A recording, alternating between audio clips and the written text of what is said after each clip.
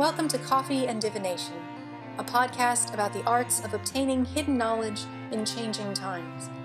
Join me, Joanna Farrar, to chat with experts from around the world on tarot, runes, geomancy, and the many ways divination can help us navigate and plan our paths ahead. So this is wonderful. Welcome to my guest once again, Brittany Goss, astrologer and witch and many other things as well. It's wonderful to have Brittany back again, a special friend of our Coffee and Divination podcast here. Brittany is a professional astrologer and coach. She is based in Southern Vermont. She is a second degree member of the North Wildwood Coven in our tradition, and her website is rebelastrology.net. She does private coachings as well as private consultations, and I definitely highly recommend her work, of course. So thank you again for joining us, Brittany. Oh, thank you for having me. So we are doing this a tiny bit later than the exact midpoint of the year, but it is still very much the middle of the year. So we have a lot to talk about in terms of looking ahead at the next few months that will take us out of 2021, which has been better than 2020. I feel like maybe I shouldn't say that. I should knock on wood for me saying that. Knock on wood. Yeah, we both knocked on wood. Okay, so it has been done. We've knocked on wood when I said that. So I want to just start off by looking back at the first half of 2021 at what you expected from it astrologically and how those things turned out and how you saw that kind of unfolding in the world. Yeah, if people remember when we started our conversation about 2021, we actually started with the very end of 2020, the winter solstice, the Jupiter and Saturn conjunction in Aquarius. That great conjunction led us into a 200-year age of air. And so we talked about 2021 as the very beginning of that much longer cycle, this age of air, where we're really focused on air qualities, communication, breathing, change, the invisible, how we socialize, our social networks, and the way we organize society. So Jupiter and Saturn kind of started that off with the winter solstice of 2020, and that really was the big moment that led us into 2021, and that's where we started. We also talked about Saturn in Aquarius squaring Uranus in Taurus this year, and how there are three exact squares, but that aspect is really going on throughout the whole year. So now we've experienced two of those major transits, and other smaller transits are sort of playing off of that, which we'll talk about later. One thing I noticed, Mars was in Aries for like 6 months in 2020 and just moved into Taurus at the beginning of January. And we talked about January 6th when Mars moved out of Aries into Taurus. And January 6th was the day that people stormed the Capitol. So we had Mars at 29 degrees of Aries, just leaving us with that, Aries fighting kind of vibe, and Mars kind of moving into Taurus with Uranus. We talked about January as still being kind of a volatile time, and 2021 as not being like immediately better than 2020 and rainbows and sunshine all the time, but as having more movement than 2020, which I think has played out, a little more opportunity for reinvention, a little more opportunity to get some space. And but I think that January 6th event, and then the fact that all of the major social networks banned Trump immediately after that was very Saturn square Uranus. That really set the tone, I think, for 2021. And that tension between freedom and security.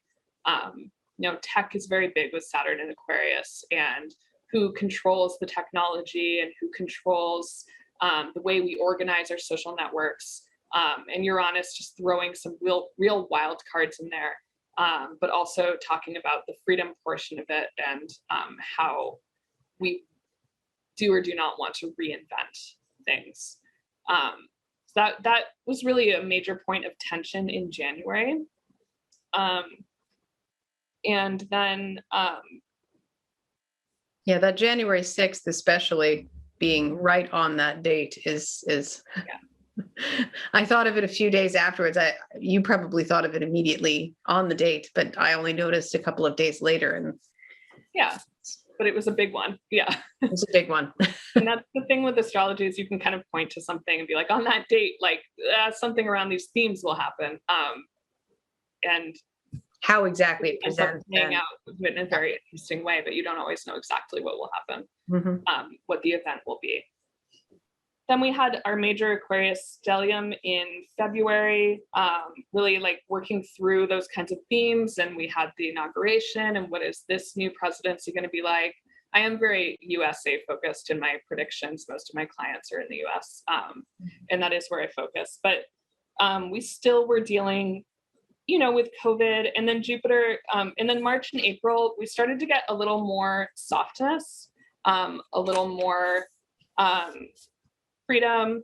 One of the things I wanted to mention was that Saturn-Uranus square on February 17th, which was already in play because they were applying to each other. We had this major winter storm in Texas, this kind of storm that nobody really expected, and they weren't prepared for it because it was Texas.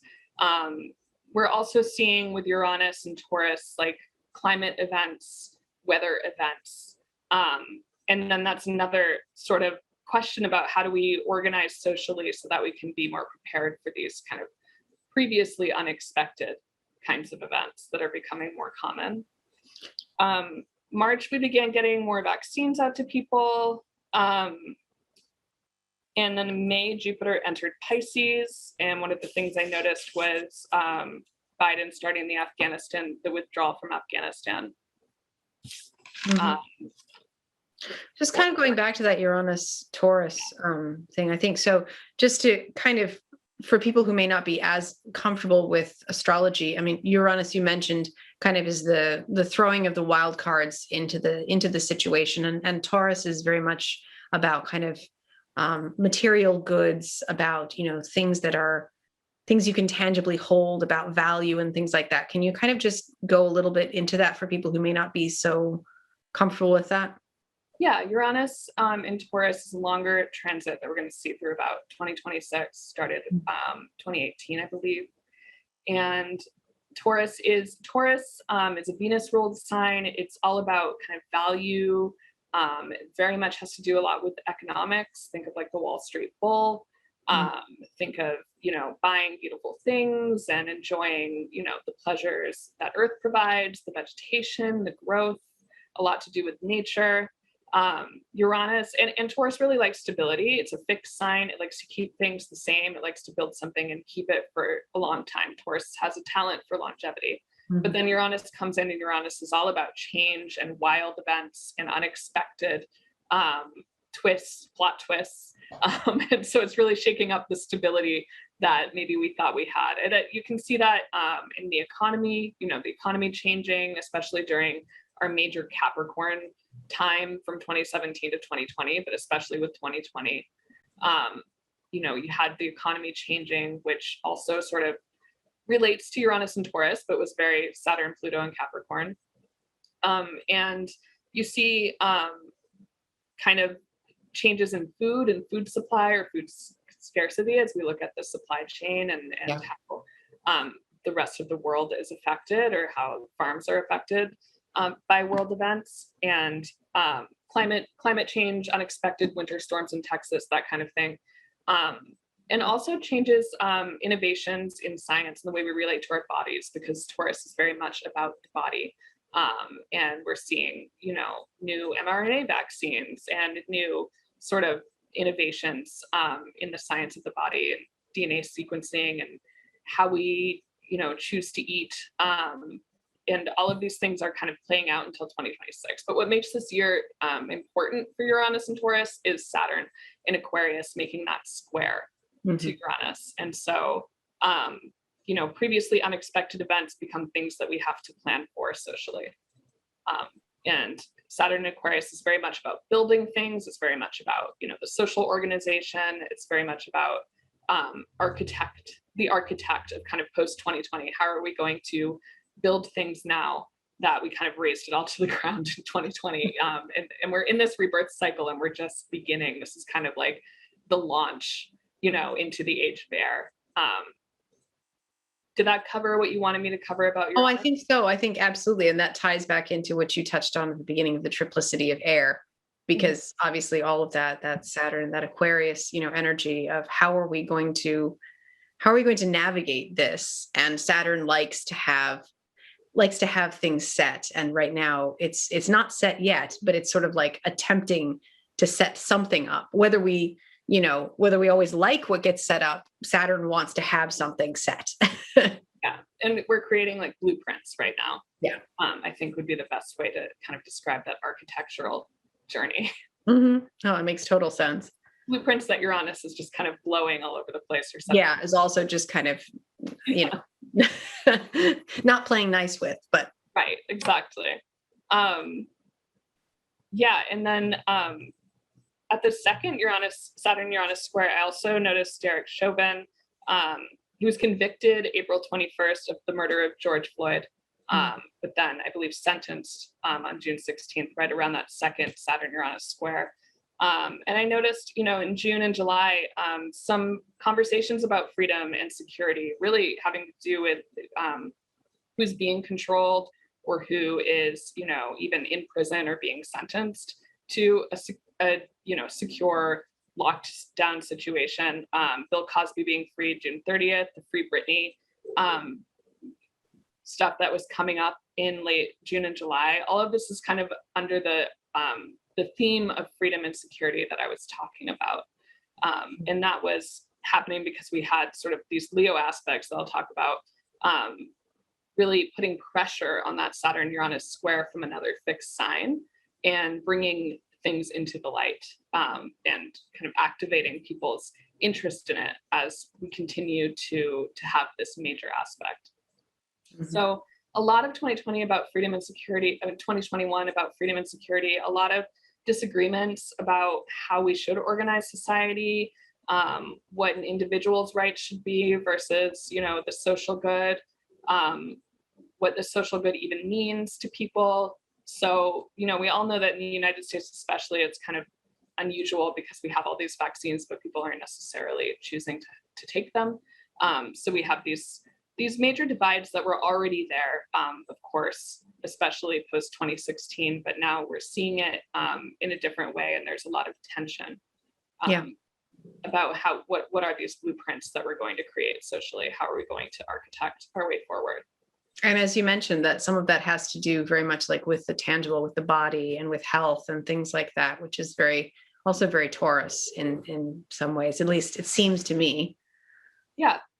Taurus is very much about the tangible and about the body. And I think of women's bodies too, and women come up again in the second half of 2021. But I remember the last Uranus and Taurus transit, one of the things that came out of it was women working during World War II because all of the men had enlisted and they needed women to work in factories. And then after, the war ended, they were like, okay, women, go back home, be domestic.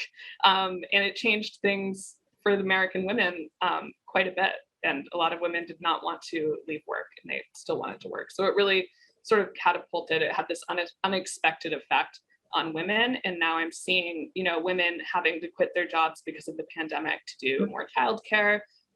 This is a huge change in the way many women are working. Many people are working. It's a change in economics. And I think we're going to see that play out through the rest of 2021 as well. Yeah, no, that's absolutely true. That's another form of the upheaval that it's put into what is normally, people's set routine of how you work and how you send kids to school or what happens on a day-to-day basis, those routines that have been sort of, it kind of is starting to look more permanent, or at least for the longer midterm range, more disrupted than people may have thought. We all might have thought at the beginning, but. Yeah. And it was 2020, the beginning of 2020, that Saturn-Pluto conjunction in Capricorn that really put the death sentence on the old way of doing things. Yeah. And so we had this kind of year of lots of death, of lots of endings, literal and figurative endings. And then, and now we're in this kind of chaotic time of trying to figure out what the new beginning will look like. Mm-hmm. Yes. And those endings for some things are very good, and for others might cause more distress for people, unfortunately, but it's all part of it. So that took us, you mentioned a little bit of June and July.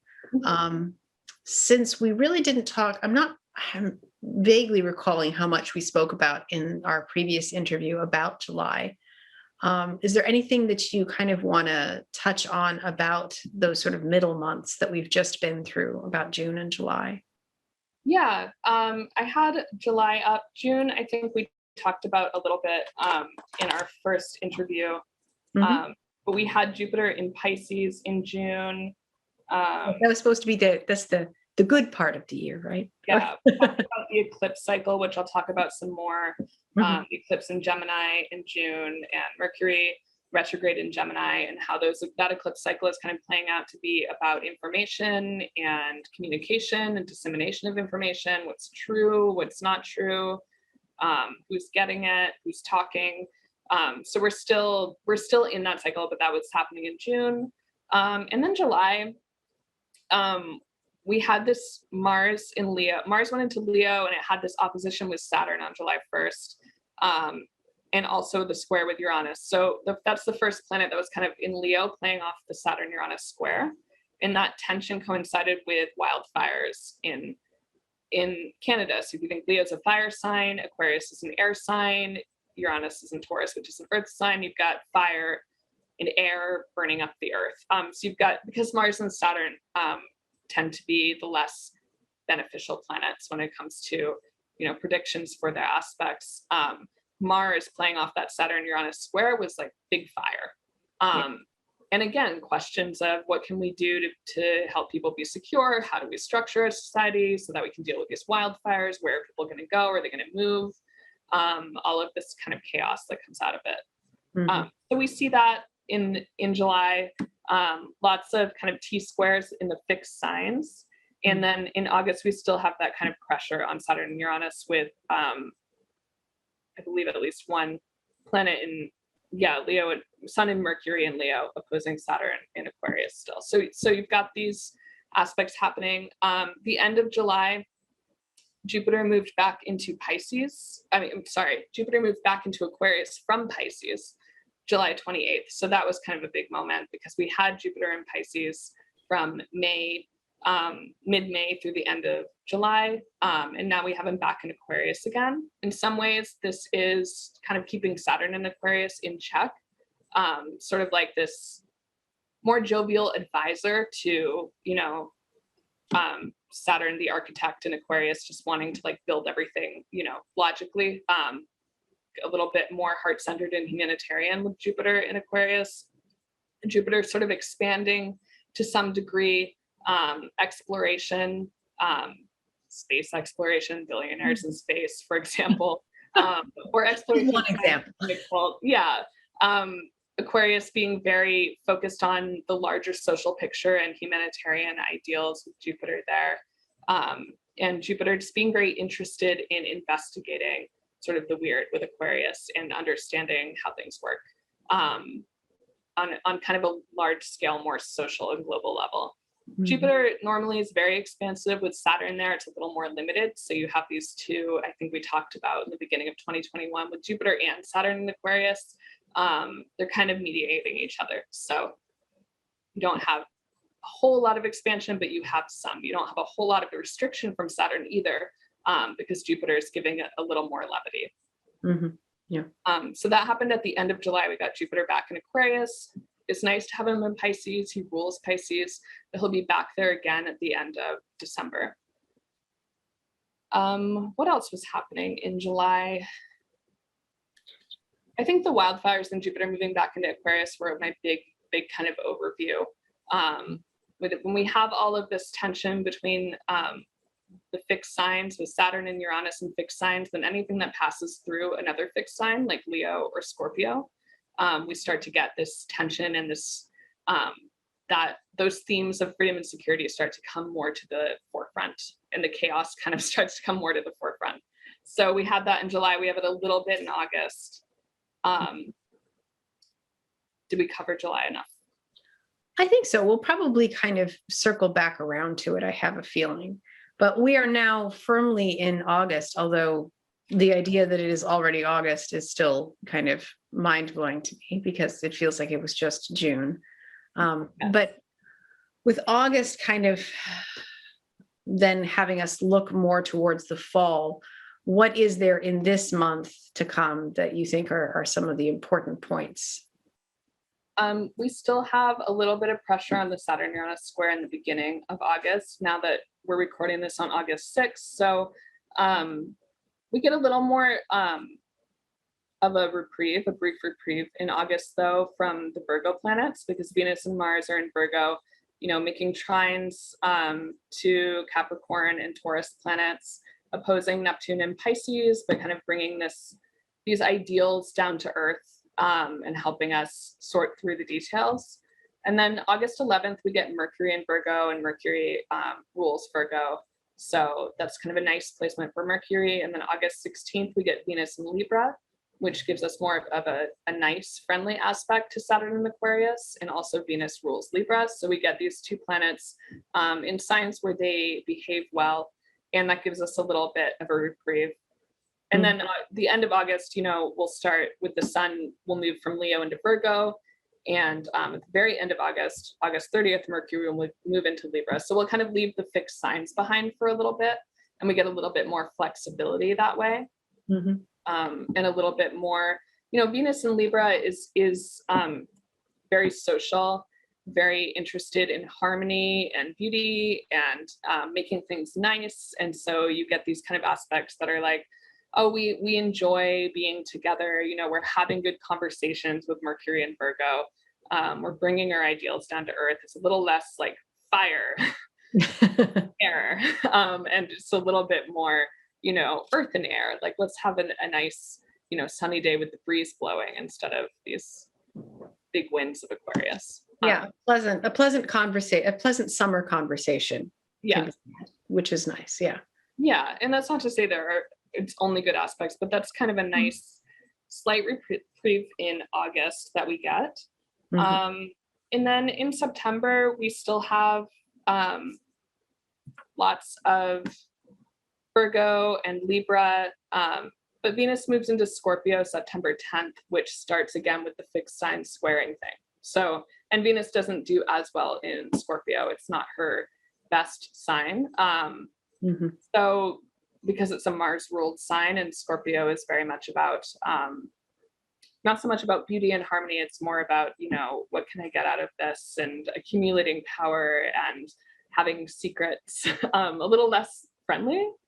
As a person who has Scorpio moon and rising, I mean, what? All that sounds fantastic. I don't understand what's wrong with secrets and what? No, but I can understand Venus would not be so happy there. Yeah. Yeah, it's not a very Venus type thing to do.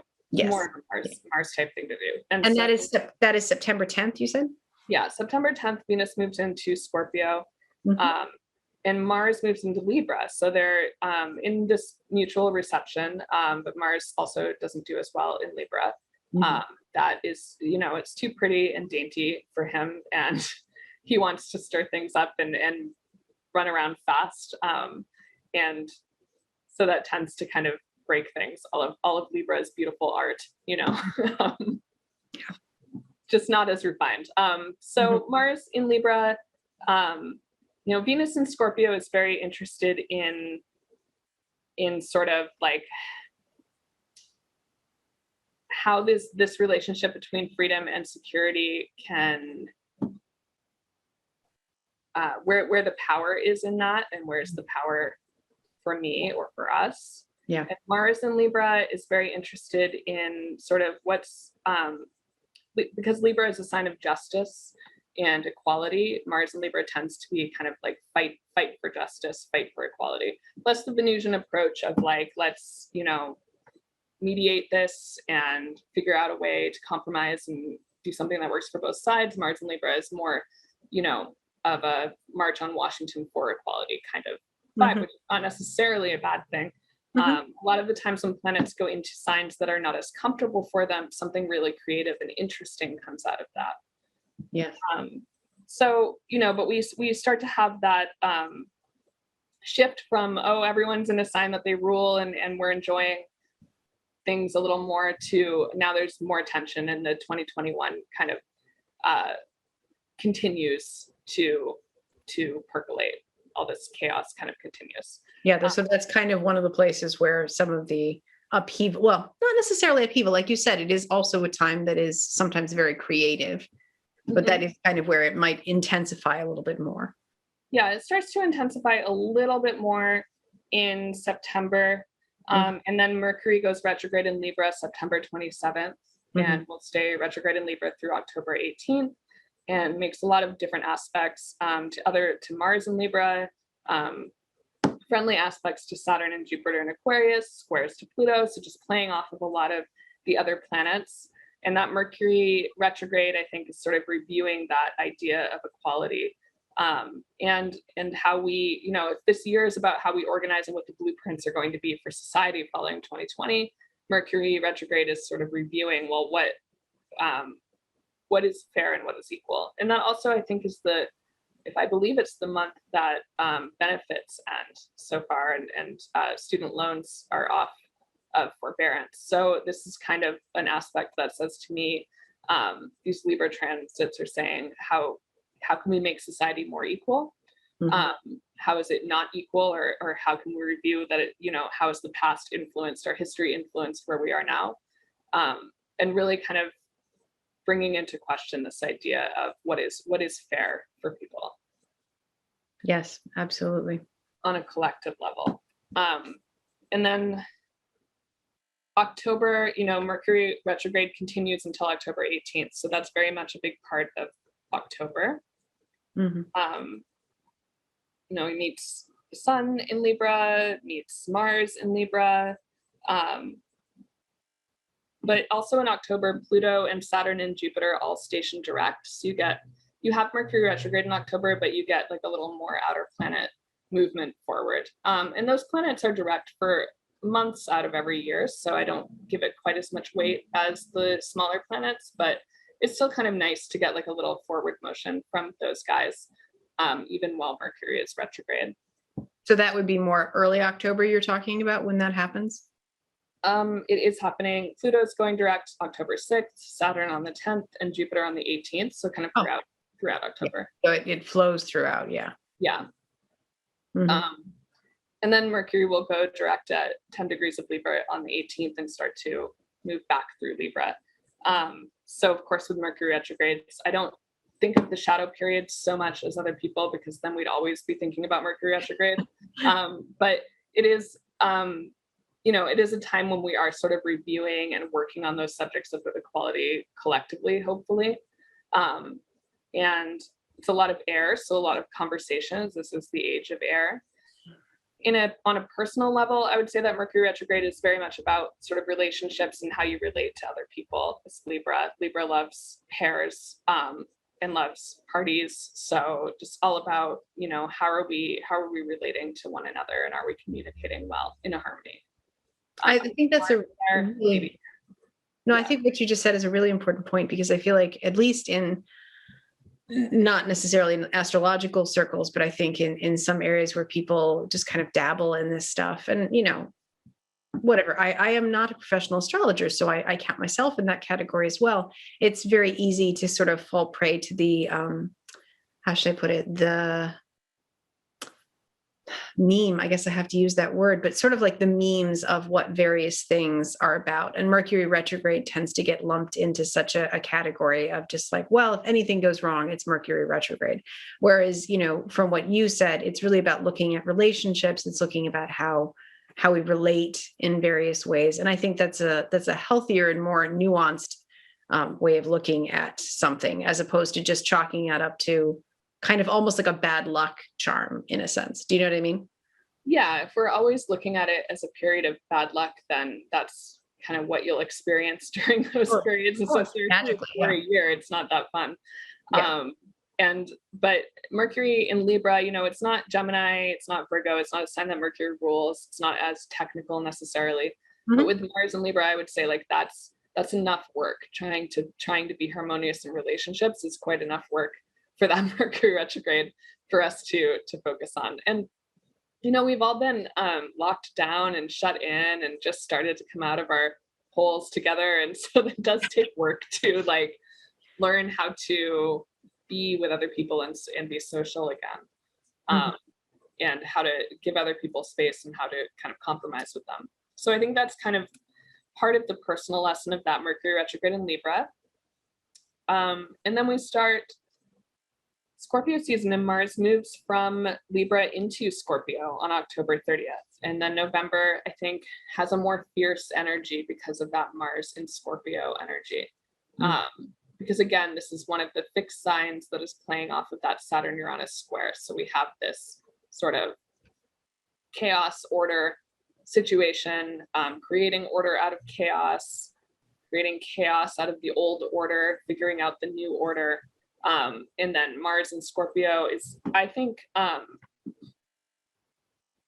it's a very fierce sort of place for Mars to be because Mars does rule Scorpio. I think, you know, this is a time when the pressure intensifies and there's more focus on power, secrets either in the making or coming to light.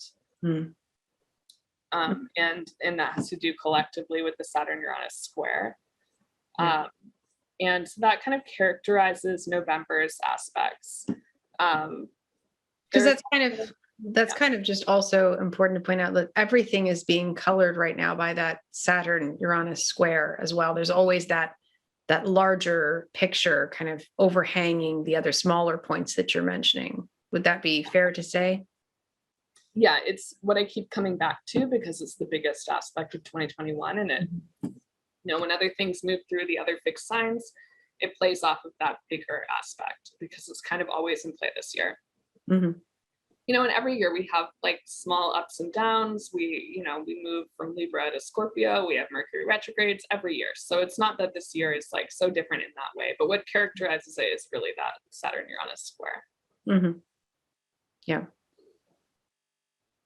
So Mars and Scorpio is playing off of that, and any planets in Scorpio sort of play off of that. They also, because Scorpio is opposed to Taurus, they also come in and oppose Uranus. So we have that intensity.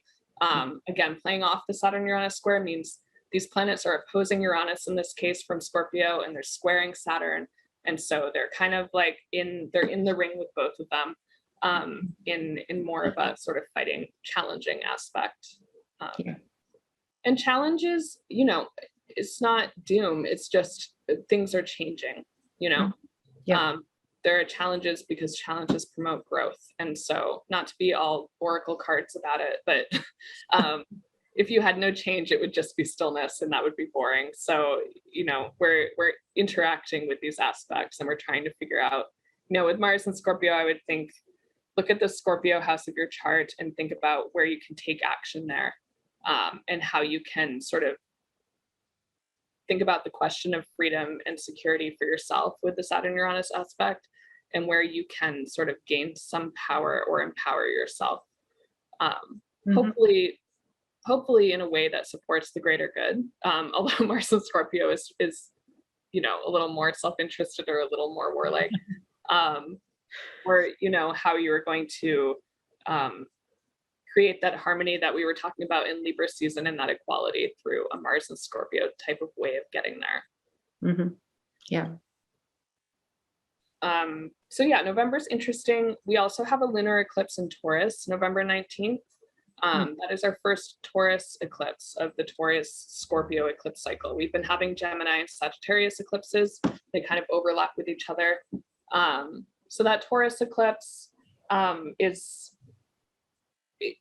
we think about like 2003 to 2005, that was the last Taurus Scorpio eclipse cycle.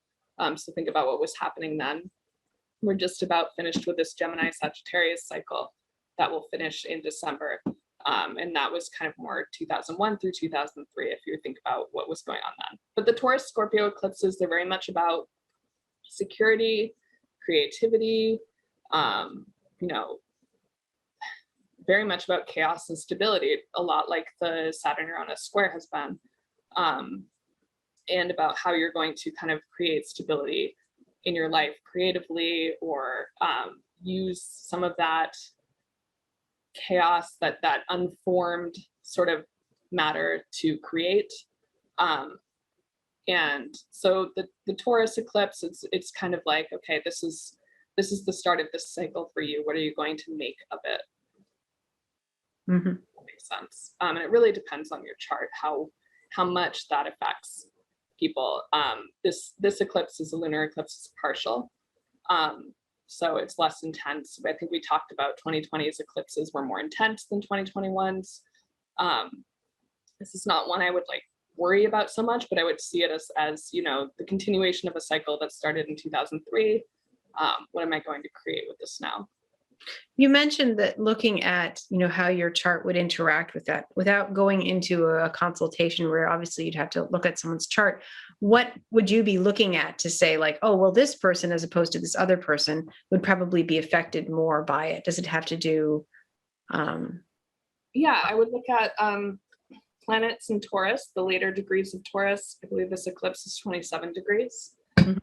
So I would be looking at, do you have anything there? Is anything standing out that's important, particularly personal planets like the sun and moon and Mercury, Venus, Mars, or points like the ascendant or midheaven, most personal things in the chart. And then I would just also look at the house where Taurus lies and what the themes of that house are, if you know the houses in astrology, and look at, what you're growing in that house. Mm-hmm. Yeah. For example, like Taurus for me is the 11th house because I have Cancer rising. So, I'm growing community. I'm growing a social network. I'm growing friendships, and how are those changing? Because eclipses are all about change. How are those changing and shifting as I'm working on them now that this new eclipse cycle will start in November? Mm-hmm. Yeah. And that is where, knowing your own chart and knowing at least a little bit about what each of those houses signify can be very helpful in hearing these larger trends and then knowing how to apply it, which I kind of want to talk a little bit about when we finished our more general discussion, but we're not quite there yet because we're still in November. So yeah. So that's towards the end of November and on the 19th. And then, we start with the Sagittarius season. The sun enters Sagittarius and, the South Node is in Sagittarius. So everything that goes through there kind of passes over the South Node, which is the node of kind of release and letting go of things. And we're setting up for the next eclipse 2 weeks later, December 4th. So the end of November, we've got Mercury moving into Sagittarius, which is not the best, easiest placement for Mercury, and meeting the sun there. So we're setting up for that eclipse cycle that we're all familiar with now, which is the eclipse cycle that was through most of 2021, which is Gemini and Sagittarius. And Sagittarius is very much about beliefs, very much about truth and knowledge, and the pursuit of knowledge. And that we have a total eclipse December 4th.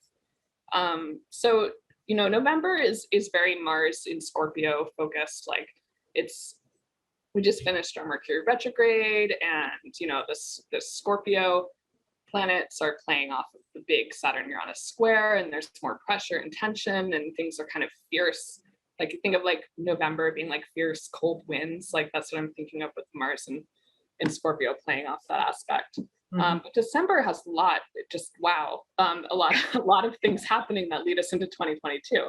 And one of them is this total solar eclipse on December 4th, which is happening on the ascendant of the United States in the Sibley chart, which is the most used chart for the nation. Happening on the ascendant, that is, the degree where Pluto was on 9/11. 9/11, we talk about the Saturn-Pluto conjunction that happened in 2020. So these things are kind of related in this weird way.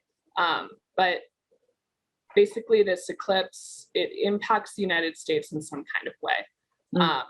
And it's only visible from Antarctica, which I note that because, the Great American Eclipse of 2017 was visible all across the nation. And that was very much about Trump being in power and what America was going to become.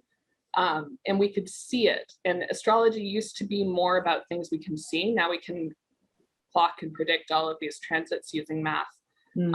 But we don't necessarily, if the sun doesn't go dark where you are, doesn't matter as much. And my theory is that it's not quite as intense if you're not seeing the sun get blocked out in front of you. So it's only total over Antarctica, but it does impact the chart of the United States. And I would expect to see some kind of event or change happening, a culmination of the eclipse cycles that we've been seeing throughout this year, and that are, again, about the dissemination of information, what is true, who, what kind of knowledge we're pursuing, who has access to that knowledge. And so, some kind of change in belief systems, or, message that goes out, or, attack on belief systems, something like that, December 4th. And then we also have Venus going retrograde at the end of the year. So December 19th, Venus will already be in Capricorn. She'll go retrograde December 19th. That Venus retrogrades are always kind of about Venus going into the underworld, to gain, to shed things that she had in the upper world, and to gain some kind of knowledge that she brings back to the upper world at the end of her retrograde. Yeah. So in Capricorn, we're shedding the limitations of capitalism. We're shedding, status symbols. We're shedding old traditions, ways of doing things traditionally. We're shedding women in business like crazy because they all have to quit their jobs and stay home. So, and then what kind of knowledge are we bringing back from that kind of death rebirth cycle that we've already started? What do we need to know about money and value? What do we need to know about women in business, about women in power, about how power structures are affecting, our personal relationships, and whether power dynamics in those, and then how they're affecting collectively Venus, women in the feminine in society. And I talk about women, but it's really sort of the feminine, or whatever you might think of as the archetype of the feminine that Venus refers to. Absolutely. Venus meets Pluto, sort of lord of the underworld, in Capricorn, on December 25th. And right before that, on the 24th, Christmas Eve, we have the last Saturn square Uranus, that freedom security challenge. So I'm sorry to say that I'm seeing kind of a Scrooge Christmas. Like that sounds like a very intense Christmas. Yeah, very intense December, really. November's intense leading up to it. But yeah, the whole of December. That eclipse and the Venus retrograde and the last Saturn Uranus square. So would you say that the Saturn, that last Saturn Uranus square is kind of, it intensifies the Venus retrograde, that it sort of makes more of what would be, like you said, I mean, Venus does go retrograde. This is a common thing. It's not like, every 20 years, but at the same time, the fact that square happens at the same time, is that also intensifying it? Yeah, Venus makes a trine to Uranus and Taurus. I think there's also a new moon in Capricorn to start January. So which is always the case in Capricorn, but with Venus retrograde there, and Mercury there, we have like a few more planets in Capricorn in January. And I think so. Yeah, I think Saturn Uranus squares it colors everything this year, so it will also color that Venus retrograde. But I really think that Venus retrograde is very much about the Pluto and Capricorn still being there. The monopoly guy, the capitalist, the person with all the power, the government worker, Pluto and Capricorn.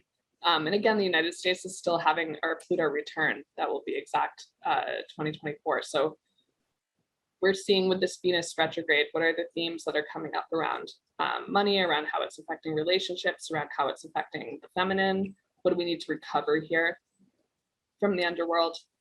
What do we need to bring out of the shadows? So it's a rather intense way to end the year, and a rather intense Christmas. But not necessarily, I mean, again, it's like, this is the last Saturn square Uranus, so we've already had two. So often the third one sort of culminates or helps you understand what the first two were doing. Yeah. And then Jupiter in Pisces comes to clean it all up and heal us all. So December 28th. So December 28th. That's a good date. Yes. Yeah, just Jupiter moves back into Pisces, and that kind of starts us with 2022 after, like, probably still reeling after the December aspects and all the stuff that's happened in 2021. It's 2021 has been interesting. The energy is kind of wild and uncertain, but also it's in some ways the same as 2020 in that, like, things move slowly. And we're not sure. We move forward 2 steps, we move back 1 step. We don't really know where to go. Yeah. Yeah. So there's that energy carries through the second half. And sort of culminates around like Christmas Eve, Christmas Day, and then Jupiter in Pisces is just a little bit of healing balm. I think a little more water. Jupiter's starting to move toward Neptune for 2022.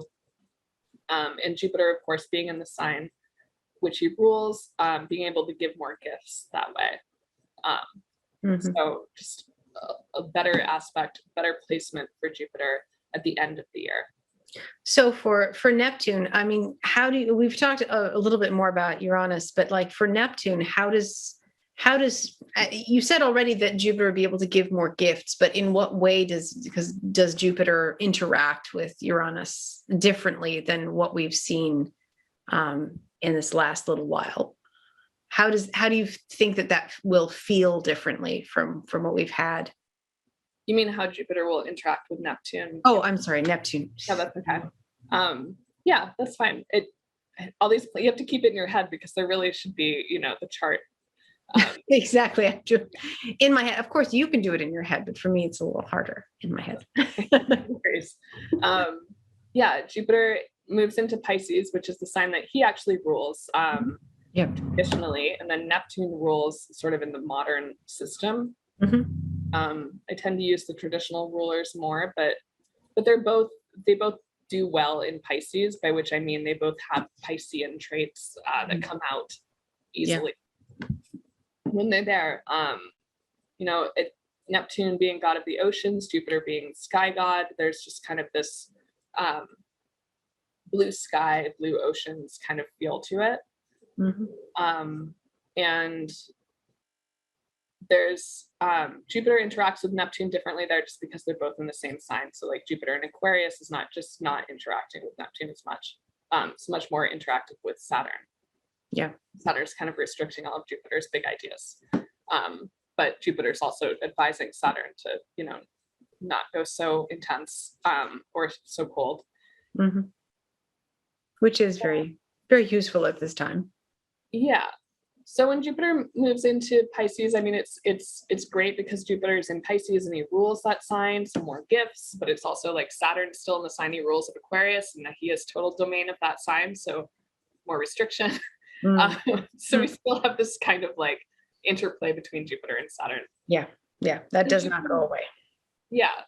But then Jupiter moving toward Neptune, you get this very kind of creative, idealistic sort of feeling from that.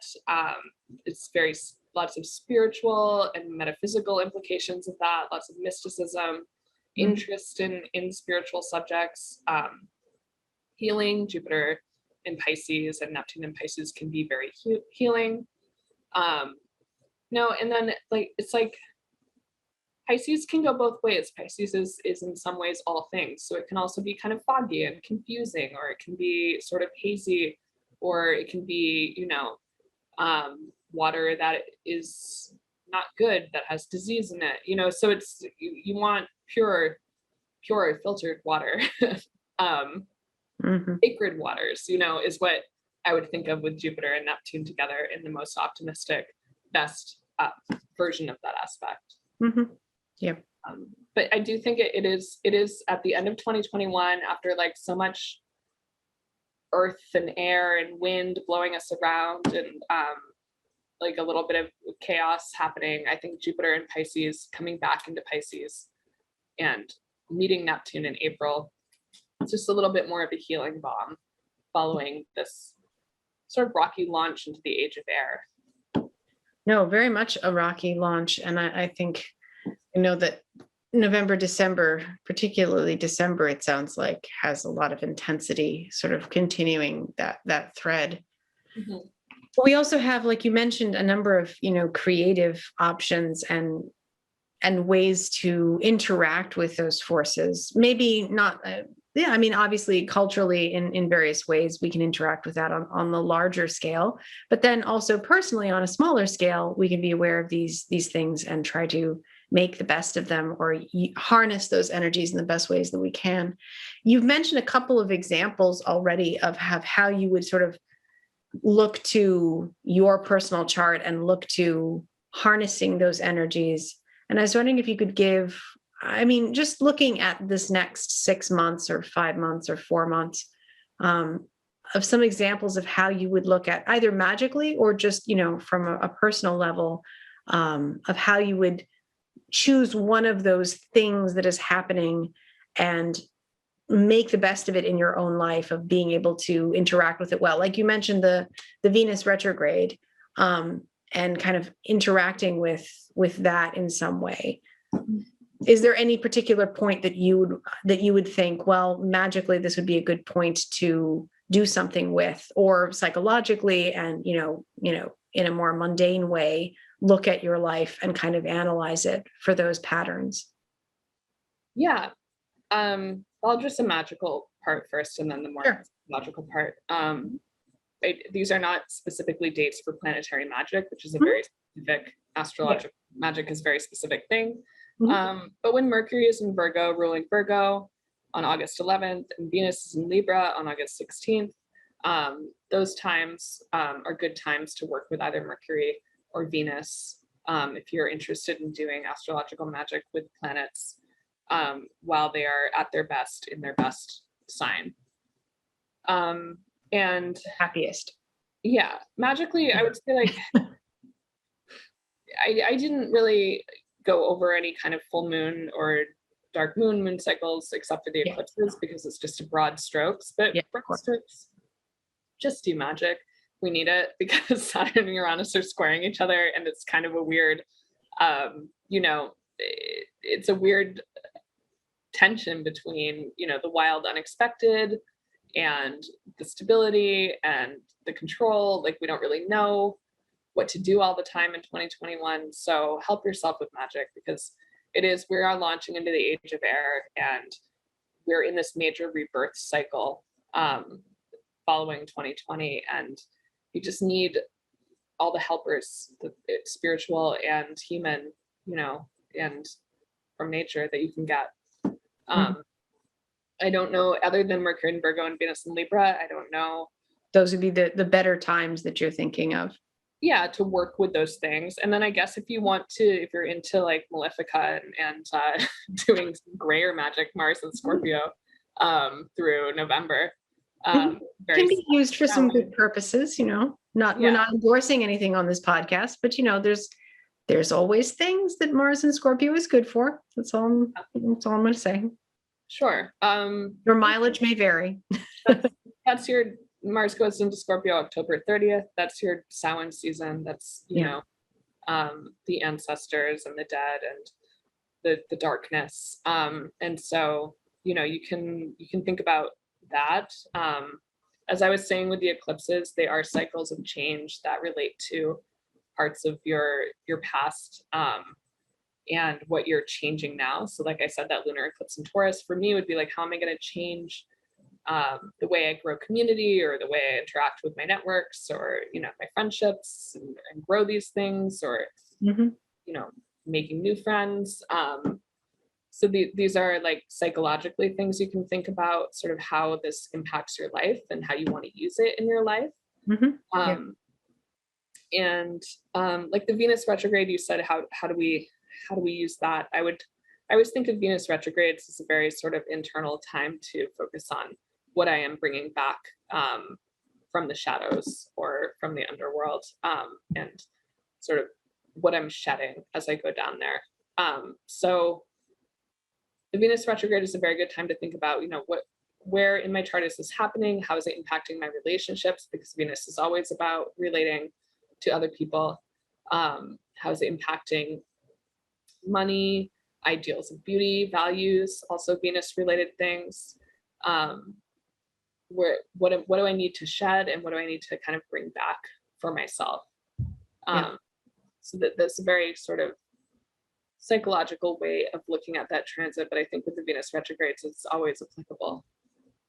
Yeah, I've been noticing the Venus retrogrades for the last few years in my life, and it's been very helpful in terms of looking to the whatever the various themes are of that particular Venus retrograde. And I've found that it is always applicable in ways I don't exactly expect. But I think that, as you mentioned, this one will be also another important one. Regardless of where that falls in your chart, it would be probably very good to look at. And I don't think that, like you said, that doesn't mean that it only applies to women. It's for everyone. It's just it will break down in a different way based on, you know, your situation and your life. Mm-hmm. Yeah, and I think we all, you know, the feminine in our culture, we all need to rescue the feminine from the underworld periodically, because we are still sort of resurrecting her and all of her different aspects, not just the divided aspects that we see in pop culture. Yeah.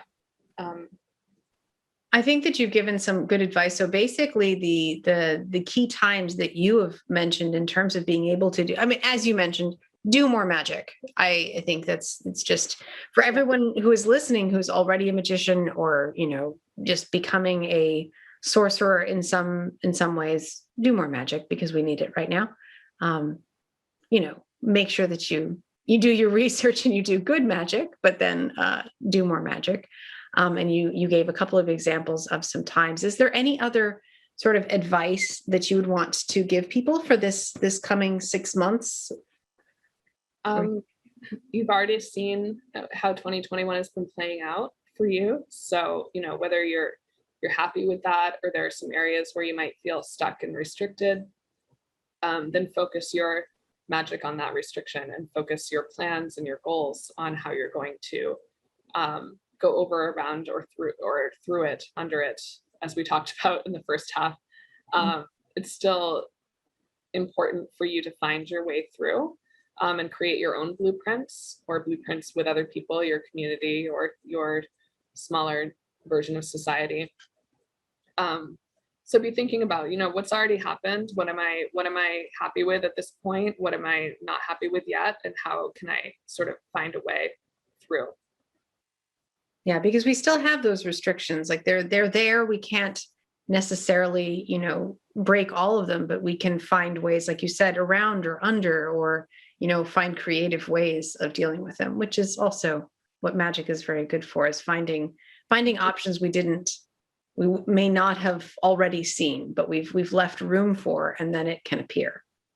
Right. Yeah. Think outside of what you normally would have done pre-2020. Mm-hmm. Yeah, that's really beautiful. New ways. Yeah.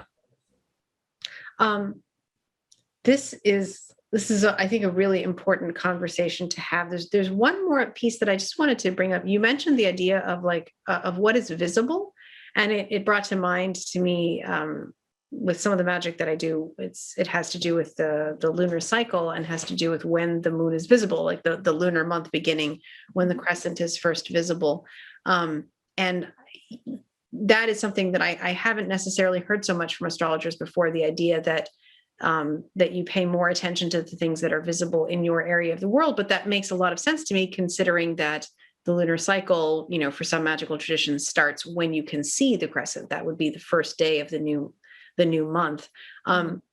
Is that something that you always pay attention to, or you've been paying more attention to, or is that just another part of like a school of philosophy and astrology? I'm just curious about that before we wrap up. It's a theory I have, and it's a thing I think people are trying to go back to more in astrology now, with, you know, traditional astrology having this huge resurgence. You know, that we actually can be looking at the sky and at the stars. And having lived in New York City for so long, you know, I couldn't really see the stars. So I'm enjoying being able to see the visible more now. But that is also how I look at the lunar cycle. When astrologers refer to the new moon, they are often referring to the dark moon, that time when the sun and the moon are conjunct and we don't see the moon in the sky. As the easiest way to calculate the lunar cycle's beginning in astrology, because it's harder to calculate when exactly that crescent appears, but it's easy to predict when the dark moon will be.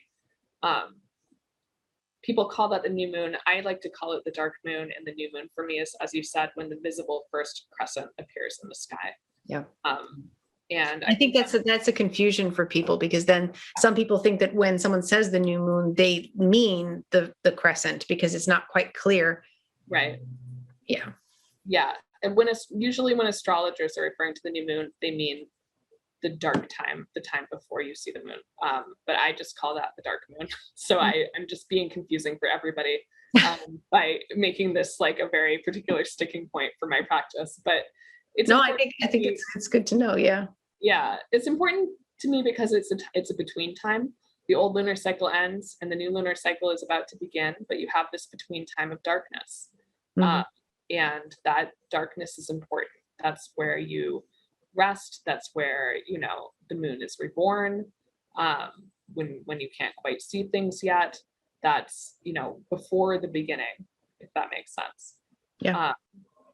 In terms of like focusing on whether eclipses are visible or not and what's visible in the sky, that's just something I'm incorporating more into my astrological practice, because we spend so much time with charts, looking at computers, mathematically calculating things. It can be easy to forget that this is about the sky and what you can see. And if you believe, like I do, that the stars are kind of portents or give you information about the future, look up at them once in a while and see what information they might be giving you. The 7 original planets, the not the outer planets, but the ones that we can see in the sky, they were called the wandering stars because unlike the other stars, they appeared to move. Yeah. And so this is what astrology is truly based on. So I think it's important to just remember that in our modern day. Yeah, and I think that is a wonderful point to make. And even if you're in an urban area, like you said, in New York or, one of these other urban centers, it's more difficult. But at the same time, there are still ways to get ourselves out there and at least see what we can. There's at least the moon. There's at least, we might be able to notice Mars or Venus in the sky. And that's part of building that relationship with them. So I'm really, so that's a very important point for all of us to remember, that this is not just a thing that you talk about or you read about in a book, but then go outside and look at them and relate to them and feel that connection. Mm-hmm. Yeah. That's beautiful. So, well, yeah, thank you, Brittany. And thank you especially for bringing that up and clarifying all that for us. This has been wonderful, as it always is. This one feels like we have a little bit some good stuff, even though we still have Saturn. We still have Saturn, but Saturn has, also very wonderful things to teach us. I don't mean to be negative on Saturn. There are also very, very good things that can come from this period, depending on how we interact with them. So yeah, and how well you plan your blueprints and what you're building. I mean, there are ways to interact with Saturn that, as long as you are planning well and sticking to your commitments, Saturn can be more of a friend. Absolutely. No, that's really wonderful. So can you tell us a little bit about how to contact you? What are you up to these days besides what I said at the very beginning? Yes, I'm doing astrological consultations. You can find me at my website, rebelastrology.net. I have a coaching program that is based in astrology, where we go through the planets in your natal chart and relate them to the goals that you have and how you're growing as a person. I think it's really interesting, and my clients obviously love coaching with astrology because they already love astrology. So if that interests you, look into that. I'm on Instagram at Rebel Astrology, and I also just started a new Facebook group. We're having a lot of fun in there. You can find me on Facebook as well if you search for Rebel Astrology. I will just say I am in that Facebook group, and we are having some beginnings of some very interesting conversations there. So yes, everyone should come and join us on Facebook. Although, Facebook, I'm not that much of a fan of Facebook, but for your group, I will be a fan of Facebook, but only for your group and very little else. But yes, I do like some of the astrology groups on Facebook. That is where I'll be sharing more of my information and like more in-depth forecasts about things like Venus retrograde, asking questions, answering questions from people. So like you can come join that group. It's my vision to have a lot of people in there supporting each other and connecting with each other. So that's what I'm up to right now. That is really wonderful. And you also are doing, consultations. So if you would like Brittany to talk to you about your chart in particular, you can also go to her website for that. And I will link all of these wonderful things in the show notes. And anything else that you think we should include there, we will talk afterwards. Okay. But yeah, so I'm looking forward to looking ahead with you at 2022 in a very short amount of time. It feels like it gets shorter each time, but it would be wonderful to look ahead a little further. But thank you for this conversation, Brittany. You're welcome. Thank you for having me again, Joanna. All right. Bye. Bye.